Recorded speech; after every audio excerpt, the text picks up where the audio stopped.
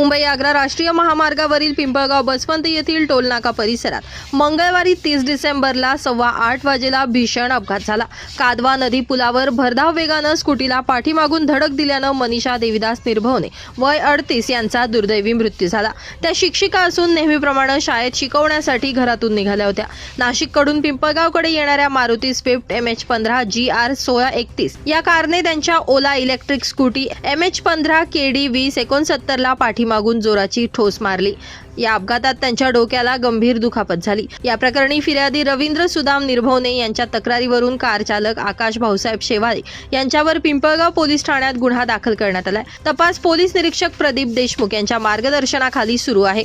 या दुर्दैवी घटनेनंतर काही तासातच याच परिसरातील सिटीलिंक बस आणि मोटारसायकल यांचा अपघात झाला। या अपघातात एक महिला व एक दुचाकी चालक गंभीर जखमी झाले असून त्यांच्यावर खासगी रुग्णालयात उपचार सुरू आहेत।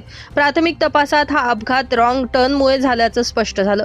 बस चालकाला पोलिसांनी ताब्यात घेतले। स्थानिक नागरिकांच्या मते टोल नाक्यालगत असलेले अवैध कट पॉइंट आणि साकोरे MIDC कडे जाण्यासाठी वापरला जाणारा शॉर्टकट हे अपघातांचं मुख्य कारण आहे। वेळ वाचवण्यासाठी अनेक वाहनधारक या कट पॉइंटचा वापर करतात, ज्यामुळे समोरून येणाऱ्या वाहनांना अचानक अडथळा निर्माण होतो। अधिकृत रस्ता उपलब्ध असतानाही शॉर्टकट संस्कृती थांबत नसल्यानं जीवघेणे अपघात वाढतात।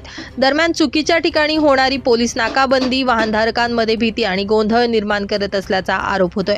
अवैध कट पॉइंट कायमस्वरूपी बंद करणं, पोलिसी कारवाईसाठी निश्चित आणि सुरक्षित ठिकाणं ठरवणं आणि टोल प्रशासनानं जबाबदारी घेणं अशी जोरदार मागणी आता नागरिकांकडून केली जातीये।